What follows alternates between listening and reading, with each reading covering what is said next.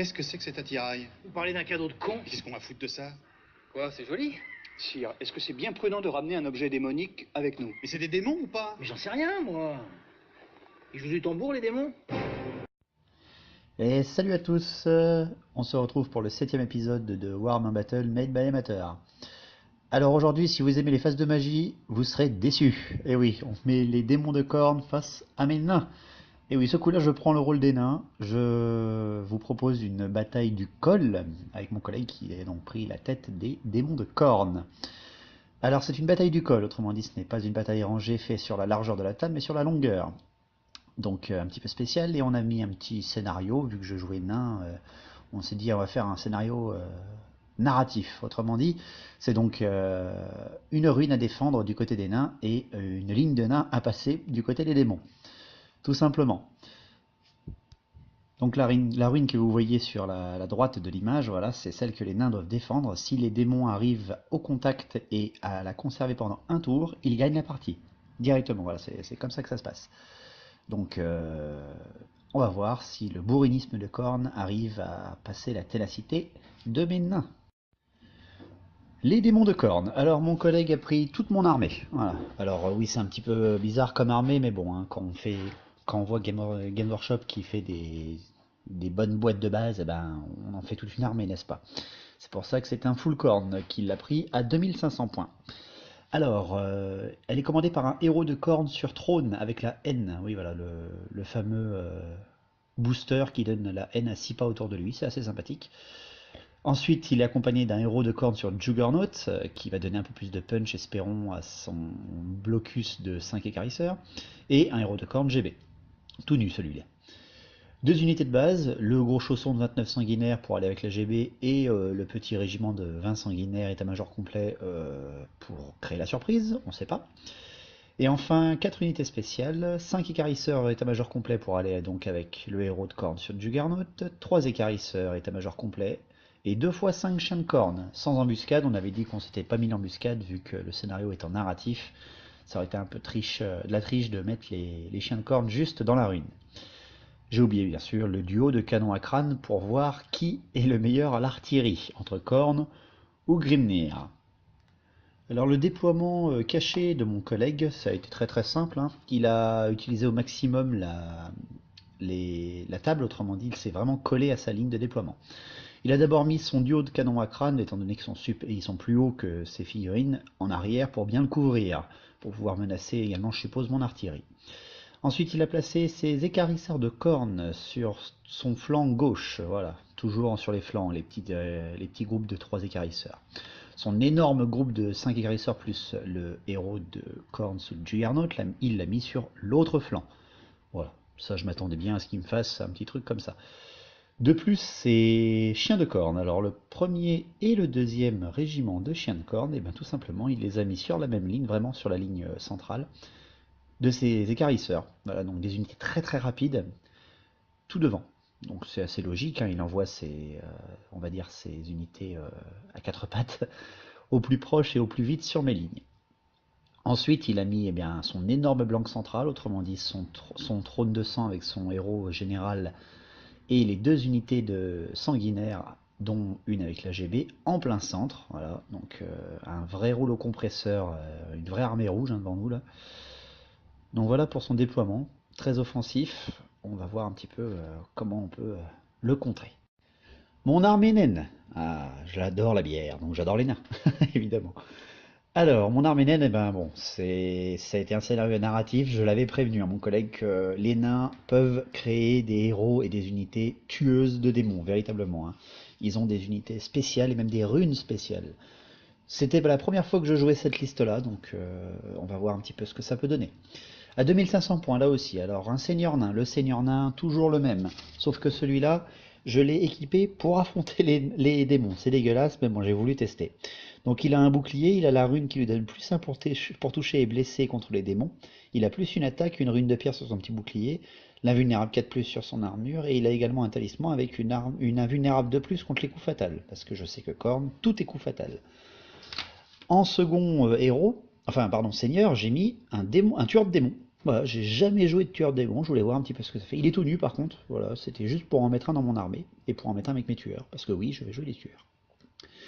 En héros, j'ai mis un Tan GB avec un bouclier et une rune de pierre, voilà. Ça fait un Tan avec une armure de plus, c'est toujours intéressant, GB. De plus, en unité de base qui accompagne tout ça, eh ben, j'ai mis ma horde de 40 guerriers des clans. Alors pas en horde, hein, je les ai mis en gros blocs pour avoir quand même pas mal de rangs, en étendard musicien, et 20 longues barbes étendard musicien avec armes lourdes. Les guerriers des nains sont avec bouclier, mais les longues barbes sont avec armes lourdes. Ça peut tabasser sec contre des écarisseurs par exemple, il faut absolument que je frappe fort. Mes unités spéciales, 28 marteliers, toujours, étendard et musicien. Pas de bouclier, ça sert à rien, c'est contre corne. J'ai mis 24 tueurs avec étendard et musicien pour, oui, pour accompagner mon tueur de démon, parce que le mec tout nu, tout seul, je voyais bien un boulet de corne dans sa tête tout de suite. Donc j'ai préféré lui mettre un beau chausson de 24 tueurs. Et puis ça me fait de l'indémoralisable. Un canon avec une rune de forge, parce que voilà, il y aura de l'artillerie en face, c'est sûr, vu mon armée que j'ai à disposition. Mon collègue se fera un grand plaisir de prendre les canons à crâne. 10 drakes de feu, oui, en unité rare, parce que je les adore, ces unités-là, avec un petit musicien pour qu'il puisse pivoter et tirer. Un canon orgue tout nu, et un gyrobombardier tout nu. Et ça me fait, voilà, un peu, juste en dessous de 2500 points. Alors le déploiement. Alors j'ai fait un déploiement narratif, hein, autrement dit le fameux entonnoir des nains. J'ai mis ma pièce d'artillerie canon orgue contre une statue pour qu'elle s'occupe de tout un côté du terrain sans être prise sur un flanc. J'ai mis mes tueurs sur tout un flanc avec leurs tueurs de démons dedans. Voilà, je voulais voir un petit peu ce que ça donnait. J'ai eu de la chance, je les ai mis en face du gros bloc d'écarisseurs. J'aurais pu le mettre devant les trois. Mon autre canon s'est mis lui aussi vers une autre ruine, voilà, vers une autre statue pour également menacer tout un autre côté. Bon, j'aurais préféré l'inverse, hein, mettre mon canon en face des 5 écarisseurs et mon canon en face des 3, mais bon, ça a été l'inverse, tant pis. Ensuite, j'ai mis mon gros bloc de martelier avec mon roi et mon PGB légèrement sur mon flanc gauche, voilà, parce que j'avais une petite idée derrière la tête. Et cette idée, en fait, c'était de mettre mes tireurs Drake de feu et mon Giron bombardier, donc comme vous le voyez, en plein centre de ma ligne. Voilà, le vrai entonnoir en fait. Parce que je sais que ces mecs-là peuvent bien recevoir une charge. Le Giron bombardier pourra rediriger. Avec un peu de chance, balancer ses bombes, on sait jamais. Et flanquer les drakes de feu avec les marteliers et comme vous le voyez, les guerriers, eh ben ça fait pas pareil sur le centre. Voilà, il va falloir qu'il envoie du gros lourd. J'ai mis également mes longues barbes sur mon flanc droit, voilà, pour amener un petit peu d'immunisé psycho, si ce n'est pas un démoralisable, contrairement aux tueurs, ça reste quand même une bonne unité de base. Donc voilà pour le déploiement des nains, donc très défensif, et c'est comme ça que va donc commencer la partie. Donc voilà la table au début de la partie, et donc le tour 1, on a été gentil, on a donné le premier tour au démon de corne, hein, voilà. On va pas non plus faire des premiers tirs avec les nains gratuits. Donc premier tour des démons de corne, et ben, tout simplement les rapides avancent très très vite, ils arrivent directement au milieu de table, même un peu plus loin. Les nains n'étant pas déployés à leur 24 par, ils s'étaient mis un petit peu en retrait. Je les avais mis bien dans l'entonnoir derrière, j'avais fait exprès hein, pour pas que je puisse me faire charger trop vite. Le reste de la ligne, bien sûr, suit rapidement pour les démons de corne. Il me met la pression tout de suite hein, pour me mettre directement le tour 2 dans le nez. Quoi. À la magie. Et oui, parce que les démons, ils doivent lancer quand même s'ils n'ont pas de magie à lancer, ils ont des bonus ou des malus. Et bien on commence directement avec un beau 9. Et 9, c'est corne, justement, qui se déchaîne, qui doit balancer sur les unités adverses et sur les troupes de Slaanesh. Et ben il fait 2-6. Il fait un 6 sur mes tueurs et un 6 sur mes marteliers. Donc la rage de corne frappe le terrain, mais j'ai de la chance, elle dévie suffisamment. Il y en a une qui dévie sur mon canon, mais sans lui faire de mal. J'ai de la chance. Ces canons à crâne tirent chacun sur mes pièces d'artillerie. Le salaud. Mais bon, c'est ce qu'il fallait faire, hein, il a tout à fait raison. Et j'ai de la chance, les deux loupent. Ah, les deux sont trop courts. Wow. Merci corne, t'es gentil. C'est, on va dire, un tour 1 de chauffe pour les canons à crâne. C'est rare qu'ils ne fassent rien du premier tour. Le premier tour des nains. Eh ben, qu'est-ce que je fais moi quand on me propose ça? Ben, je crée bien mon entonnoir. Autrement dit, je redirige les écarisseurs qui sont 5 avec mes tueurs et je redirige les écarisseurs qui sont 3 avec mes longues barbes. Je leur mets également sur l'extrême flanc, qui ne peut être visible de personne, mon gyrobombardier. Voilà, comme ça il ne peut pas me prendre par les bretelles, il est obligé soit de venir en contact, soit d'aller dans l'entonnoir central et de se faire niquer la tête par mes grosses unités. Voilà, pas de magie. Donc on passe directement au tir. Mon canon orgue vise le gros groupe d'écarisseurs, parce que c'est le seul qui est en vue, et en arrache un et en blesse un autre. Ça c'est pas mal. Et de plus, mes drakes de feu tirent sur 5 chiens de corne et en tuent un. Mon canon ayant lui aussi tiré beaucoup trop loin. Donc voilà, les canons, ce coup-là, pour le premier tour, des deux côtés, n'ont pas été très folichons. Le tour 2. Eh ben le tour 2, il est offensif, rigoureusement offensif. Comme vous le voyez sur la table, l'entonnoir est créé. Il s'y jette et il déclare 4 charges distinctes sur 4 unités distinctes. Et ça, je trouve que ça a été un petit peu, voilà, avec le recul, il aurait peut-être duré plus longtemps s'il avait fait des charges combinées. Mais bon, vous verrez bien à la fin de la partie. Donc toutes ces charges réussissent. Voilà, les 3 écarisseurs sur les longues barbes, les 6 écarisseurs sur les tueurs et les chiens de corne sur les guerriers et sur les marteliers. Voilà, tout le monde réussit. La magie, il me fait un beau 7. Voilà, ça c'est cool, rien ne se passe. Et les canons, là aussi il est super gentil avec moi. Les dés d'artillerie ont vraiment été contre lui. Il y en a un qui a été trop court, l'autre qui a été trop long sur les drakes de feu. Heureusement, parce que sinon il m'en arrachait 4 à chaque. Il m'en a arraché 4. Hein. Voilà, pour les tirs, c'est un peu dommage. Les corps à corps, les corps à corps, comme vous le voyez, les écarisseurs contre les tueurs, ça se passe pas du tout comme il l'attend, et moi non plus d'ailleurs, je pensais que j'allais en prendre bien plus. Surtout déjà parce que je déclare un défi avec mon tueur de démons contre son héros de corne sub Juggernaut, mais surtout parce que les tueurs, quand vous en tuez un, ils ont le droit quand même de faire une dernière attaque avant de mourir. C'est cool ça. Moi j'ai trouvé ça très très drôle. Donc en fait, je leur ai choisi l'arme lourde, vu qu'ils peuvent choisir leurs armes, et je lui arrache 2 écarisseurs et celui qui était blessé, et lui m'en tue 8. Il m'enlève 2 PV sur le tueur de démon, ça c'était très chaud, pas de coup fatal, j'ai vraiment eu du pot. Et moi je lui enlève 1 PV sur son Juggernaut avec le héros. Donc finalement ça reste en fait, vu que les tueurs sont indémoralisables, et encore heureux. Le reste des corps à corps, les 5 chiens de corne qui ont attaqué les marteliers, ils tuent 4 marteliers, ils perdent 3 des leurs. Donc, et ils enlèvent 1 PV aussi au PGB. Nain. Et ouais, ils m'enlèvent 1 PV sur mon PGB. Bon c'est corne, hein, quand ça charge, ça fait mal. L'autre corps à corps de chiens de corne contre les guerriers nains. Et là, alors là, c'est pas pareil du tout. Ils tuent seulement 3 guerriers nains. Et ils perdent 3 PV, eux de leur côté.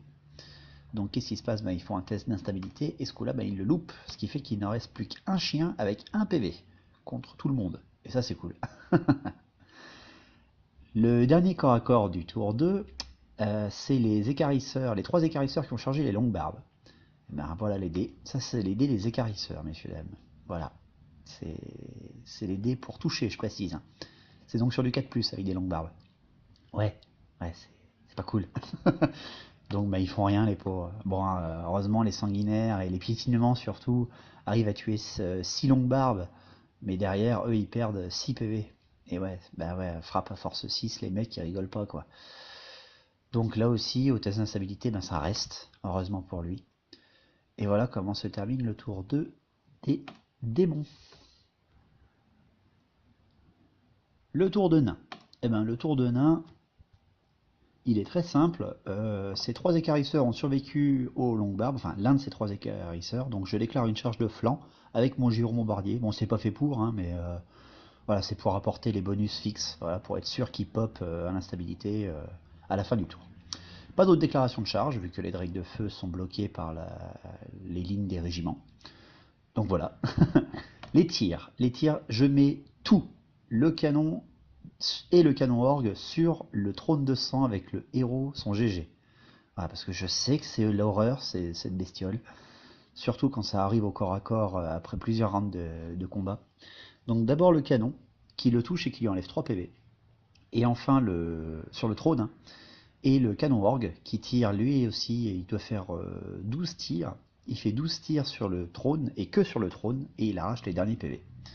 Donc ben, le héros de Khorne GG se retrouve à pied, mais full. Voilà, il a rien pris, tout est allé dans son trône. Malgré son invulnérable 5+, ça n'a pas réussi. Donc voilà. Dommage que mes drakes de feu ne soient pas apportés. Je peux pas tirer dessus, parce que ça aurait été un beau tir au pigeon, mais bon, on peut pas tout avoir non plus. Corps à corps, eh ben, sans surprise, hein, le corps à corps des tueurs contre les derniers écarisseurs, ben, les tueurs explosent la tête du héros sur Juggernaut et du dernier Juggernaut. Voilà, ça c'est cool. Le corps à corps des marteliers contre les derniers chiens de corne qui les affrontaient, là aussi, ben, le roi s'approche et poum, il les explose tout seul. Voilà, c'est radical. Le corps à corps, par contre, du chien de corne tout seul contre les guerriers nains, il tue un guerrier nain, les guerriers n'arrivent pas à lui enlever son dernier PV, je sais pas, ils avaient une merde dans l'œil, et il ne pop pas à l'instabilité malgré tous les bonus fixes des nains. Waouh, costaud le gars, ça rigole pas. Et enfin, le Gyro Bombardier chargeant de flanc et les longues-barbes frappant en force 6, le dernier Juggernaut disparaît également. Je reforme donc mon Gyro Bombardier pour que ce soit lui qui reçoive la charge des gros groupes de sanguinaires qui arrivent juste après, et pas tout de suite les longues barbes. Le tour 3. Alors le tour 3, démon, mon collègue voit que c'est très chaud parce qu'il n'a pas réussi à enlever un seul régiment avec ses unités rapides. Quand il a vu ses écarisseurs fondre contre les tueurs, même moi hein, d'ailleurs j'ai été étonné qu'il meure aussi vite, ben, il s'est dit que voilà, la ruine elle allait être très très compliquée à les choper, donc il a préféré arracher les points. Donc il n'a fait qu'une seule charge. Il a bien géré, sa reformation de ligne. Autrement dit, c'est son énorme bloc qui a chargé mon Gyro Bombardier. J'ai préféré pas le faire fuir parce qu'il allait sortir de la table et voilà. Les nains ne fuient pas, ils préfèrent mourir au combat. Je joue au roleplay, rappelez-vous. Il avance et réoriente ses 20 sanguinaires et il met dedans son GG, son héros qui est devenu tout nu tout seul. Eh ben, il les met dedans, pas bête, comme ça il menace mes tueurs sans être inquiété par les marteliers qui sont trop loin. Voilà, très bien géré sur mon flanc gauche. Il a bien géré avec ses sanguinaires. À la magie, il fait 5, si je ne me trompe pas, je crois que c'est Zinch qui se déchaîne sur la table. Et il m'en touche encore 2, il touche les drakes de feu et les tueurs. Encore une fois, il fait les 6, mais bon, là aussi ça dévie suffisamment. Au tir, les deux canons tirent sur les marteliers, pas bête, il essaie de les faire paniquer ou même simplement de les faire réduire de nombre, et il m'en tue 4 avec 2 tirs de canon, voilà, c'est ce qu'il fallait, c'est suffisant. Les corps à corps, ben, faut pas faire de grands dessins, hein, les 29 sanguinaires avec un héros de charge sur un pauvre petit Gyro Bombardier, ben, il implose, hein, et ils font une charge irrésistible sur mes longues barbes directement après. Pas de panique pour les longbarbes, ils sont immunisés psycho, bien sûr. Et le dernier petit chien, oui j'ai oublié de dire, mais un petit chien tout seul à 1 PV, là il pouvait pas réitérer sa chance, donc il pop, mes guerriers nains arrivent à le arracher la tête juste au bon moment. Ça c'était bon ça. C'était bon parce que mes guerriers nains vont pouvoir charger de flanc son gros bloc de sanguinaires qui arrive sur mes longues barbes. Voilà, j'ai laissé mon Gyro Bombardier, j'ai un peu fait une manœuvre dégueulasse, mais bon, j'ai laissé mon Gyro Bombardier mourir pour gagner un tour en fait avec mes longues barbes. Voilà. Enfin un round. C'est dégueulasse, je sais, c'est une manœuvre de tournoi, mais bon. Je voulais voir un petit peu ce que ça faisait. Vous verrez que finalement, c'est pas autant serviable que ça. Mon tour 3, eh ben, comme mon tour 3, comme je le disais, un flanc exposé, je charge avec des guerriers nains. Donc mon gros bloc de guerriers nains charge le flanc des sanguinaires, des 29 sanguinaires, et mes tueurs chargent les 20 sanguinaires avec le GG. Voilà, il fallait le faire, hein, de toute façon, sinon si c'est lui qui me chargeait, il avait plus ça en force et tout, donc non, il fallait y aller tout de suite. J'ai réussi mes 2 charges, ça c'est cool. Ensuite, mes tirs, eh ben, mon canon tire sur un des canons à crâne, et il lui enlève 1 PV, un peu déçu, mais bon, on peut pas non plus faire des one-shots tout le temps. Corps à corps, alors là, son tueur, son tueur de tueur, j'allais dire, mais non, ça marche pas. Mon tueur déclare un défi au GG adverse, mais bon, non, hein, faut pas non plus déconner. Il m'arrache la tête, hein, il lui restait plus qu'un PV à mon tueur de démon. Mais, avec mon ultime attaque, j'arrive à lui enlever encore un PV. Et ça, c'est beau, ça. Ça, c'est juste magnifique. Après, ben, on se meule joyeusement la face. Hein. Vu que je chargeais, j'ai déclaré que mes tueurs avaient 2 haches. Donc je lui arrache 4 sanguinaires et il me tue 5 tueurs. Bon, ben, il gagne le combat, mais bon, c'est pas grave, hein, je suis tueur, je suis indémoralisable. C'est quand même assez sympa de les jouer contre des armées qui tirent pas, ces tueurs. Quand il n'y a pas de tir en face, c'est cool. Enfin, l'autre corps à corps. Alors, ma prise de flanc sur son gros bloc de sanguinaire. Eh ben, ça fait mal. Ça fait extrêmement mal. Je perds 3 guerriers nains. Voilà, parce qu'il met ses 3 attaques de sanguinaire dessus. Il tue 3 mecs. Voilà. Super, hein, mon armure à 4+, mais bon, c'est pas grave. Et il me bousille 9 longues barbes ou 7 longues barbes, je sais plus. Voilà, il m'en bousille 1, 2, 3, 4, 5, 6, 7. Voilà, 7 longues barbes qui pop. Aïe! Ben oui, hein, il a force 4 et coup fatal, ça fait très mal hein, contre des armures lourdes. J'aurais peut-être dû mettre leur bouclier, mais bon, c'est pas grave. Donc avec ma prise de flanc et mes rangs que j'obtiens et pas lui, ben entre les pertes et les rangs et les bannières et les GB, et ben finalement il pop pas à l'instabilité. Je lui arrache 1, 2, 3, 4, 5, 6 sanguinaires, mais il pop rien d'autre.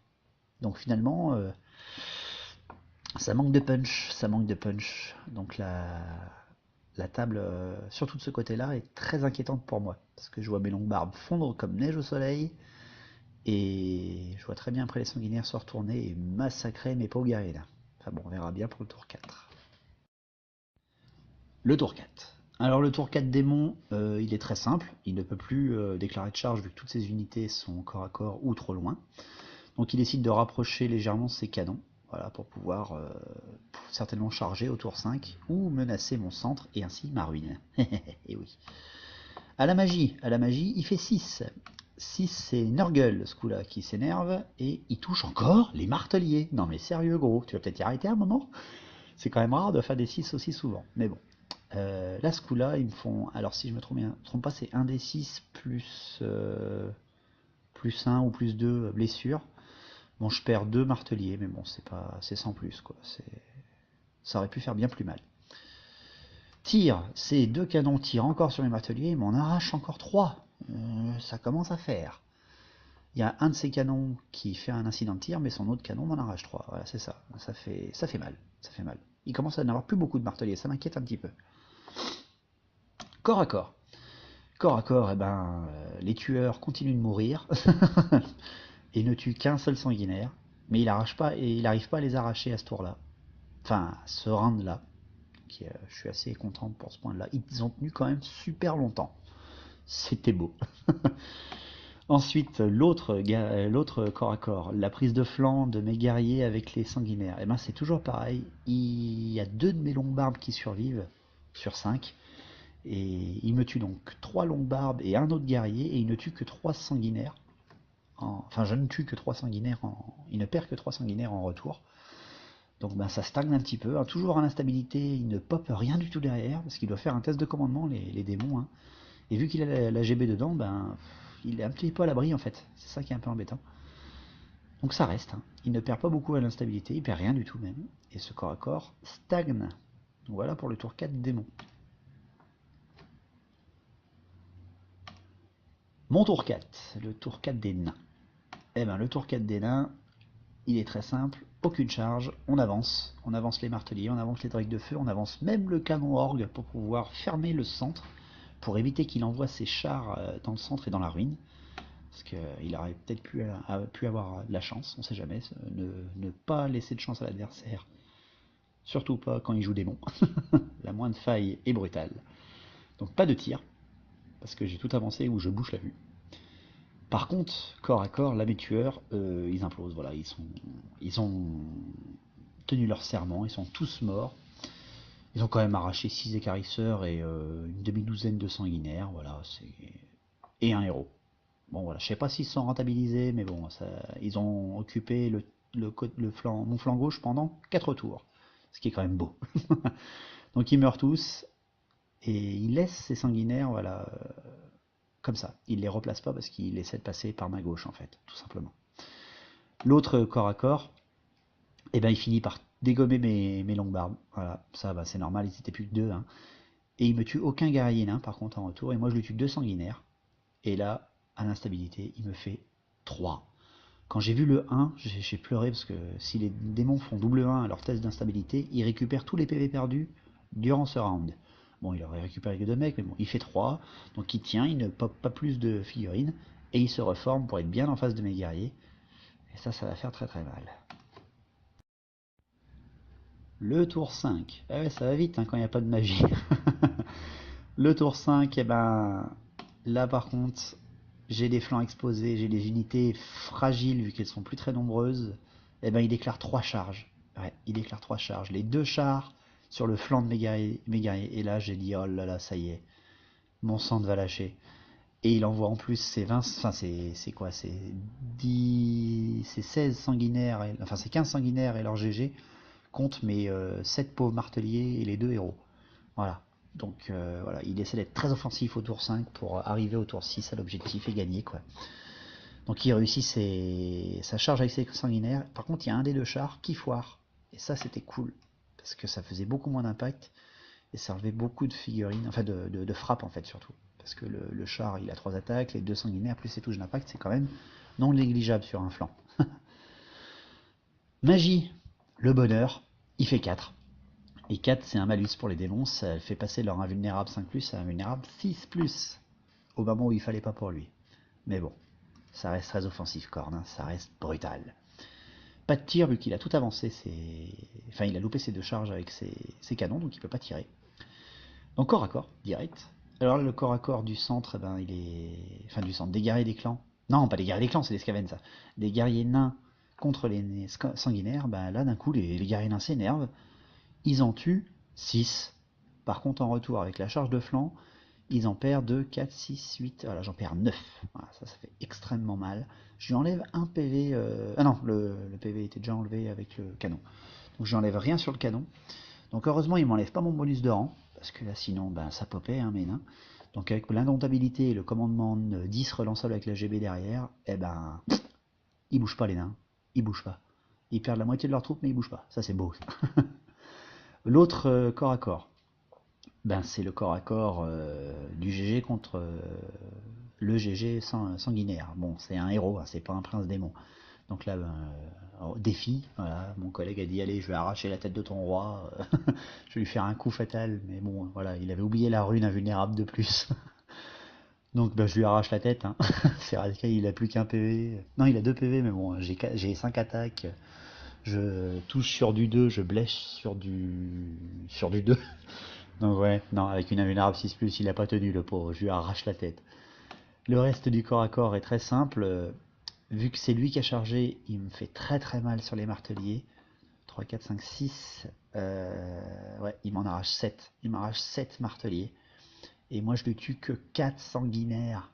Et oui, parce que je frappe en dernier, donc j'ai beaucoup moins d'attaques. Donc heureusement que je suis tenace. Vraiment heureusement. Donc ça voilà, c'était le tour 5 des démons. Et ben finalement, ça se passe pas si bien que ça pour moi.